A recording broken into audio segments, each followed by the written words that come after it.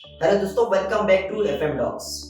Bengaluru India का Silicon Valley, एक तरफ टेक कंपनीज का बूम, दूसरी तरफ ट्रैफिक का धूम। रोजाना लाखों लोगों की एक ही सवाल से जोड़ते हैं, ऑफिस टाइम पे कैसे पहुंचूं? बस लेट, मेट्रो भीड़ से भरी और ऑटो वाले की भाड़ा समझ के बाहर। और ऐसे में एक नाम बना हर बेंगलुरु वासियों का सेवियर, रैपिडो बाइक टैक्सी। सस्ता, फास्ट और रिलायबल। लेकिन एक दिन ऐसा आया जब सरकार ने रैपिडो को रोड से हटा दिया था और शुरू हुई एक नई कहानी, इनोवेशन वर्सेस कानून की। 2015 में तीन दोस्त अरविंद शंका, पवन गुंटुपल्ली, एसआर ऋषिकेश ने एक आइडिया दिया। हर घर में तो बाइक है, उसे अर्निंग टूल में कैसे बदले? पैसेंजर को क्विक और सस्ती राइड, राइडर को फ्लेक्सिबल इनकम लगने लगा। बेंगलुरु जैसी सिटीज में जहां ट्रैफिक एक जंगल है, रैपिडो बन गया ऑक्सीजन की तरह। 2022 तक उनकी 1 करोड़ से ज्यादा यूजर्स और 10 लाख राइडर्स जुड़े। वैसे अगर रैपिडो की पूरी कहानी और उनकी शुरुआत से स्ट्रगल तक डिटेल में देखना चाहते हो तो मैंने इसी चैनल पर इस टॉपिक पर एक डेडिकेटेड वीडियो बनाया है, जरूर उसे चेक करिएगा। 2023 से लेकर 24 में कर्नाटका गवर्नमेंट ने एक ऑर्डर निकाला, प्राइवेट व्हाइट बोर्ड्स बाइक्स में पैसेंजर नहीं जा सकते, सिर्फ येलो बोर्ड कमर्शियल व्हीकल्स ही अलाउड है। और इसी एक स्ट्रोक से रैपिडो, ओला, उबेर तीनों बाइक टैक्सीज पे बैन हो गए थे। राइडर्स पे 5 से लेकर 10,000 तक का फाइन और पैसेंजर्स को रोके गए। सरकार का कहना है कि ये सब सेफ्टी के लिए है, इंश्योरेंस और लायबिलिटी क्लियर होनी चाहिए।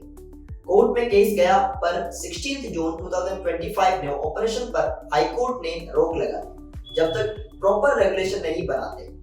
रैपिडो ने ऑफिशियली अनाउंस किया कि उन्होंने बाइक टैक्सी सर्विस को पॉज करके ऐप में बाइक पर्सन दिखा दिया। रैपिडो ने हर हाथ नहीं छोड़ा, उन्होंने लॉन्च किया bike direct, zero profit aggregator free model, rider और passenger directly connect, company commission नहीं ले रही थी। फिर हाईकोर्ट की क्लैरिफिकेशन आया, ट्रांसपोर्ट डिपार्टमेंट अगेंस्ट एग्रीगेटर ही केस करेगा, इंडिविजुअल राइडर्स पर नहीं। इससे ओला और उबेर ने ऑपरेशन सस्पेंड कर दिया। रैपिडो नई टैक्टिक से मार्केट में वापस आया।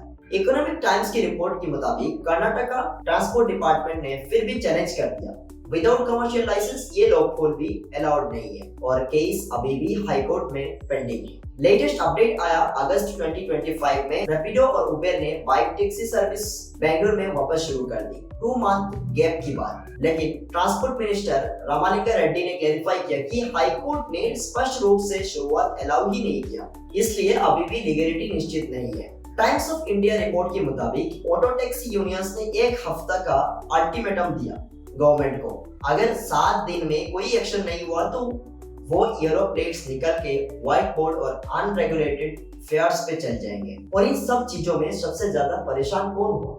आम आदमी और गिग वर्कर्स। एक आईटी एम्प्लॉई ने कहा कि रोज 2 घंटे ट्रैफिक में वेस्ट होते हैं। उन्होंने कहा कि रैपिडो मेरी लाइफलाइन थी। और इधर एक रैपिडो राइडर ने बोला कि जॉब के साथ रैपिडो चलाता था, बैन के बाद मेरी अर्निंग आधी हो गई। बेंगलुरु में डेली करोड़ों ट्रिप्स होती है और बाइक टैक्सीज ने लास्ट माइल गैप को फिल किया था। अब असली सवाल ये है कि क्या डिजिटल इंडिया और रूल बुक इंडिया साथ चल पाएंगे? यदि state clear regulatory framework, licence, insurance, safety checks के साथ बनाता है तो बाइक टैक्सीज सेफली चल सकते हैं। लेकिन अगर अनिश्चयता रहेगी उसमें तो इनोवेशन फंस जाएगी बुरी तरह कानून के बीच। फाइनल डिसीजन अभी भी हाई कोर्ट के पास पेंडिंग है, नेक्स्ट हियरिंग अभी भी शेड्यूल्ड है। तब तक बेंगलुरु के ट्रैफिक में एक ही दुआ निकल रहा है अभी कि रैपिडो का फ्यूचर सिक्योर हो। दोस्तों, आपका इन सब चीजों में क्या राय है कमेंट में जरूर बताएं और वीडियो को एंड तक देखने के लिए आपको बहुत बहुत धन्यवाद। मिलते हैं अगली वीडियो में।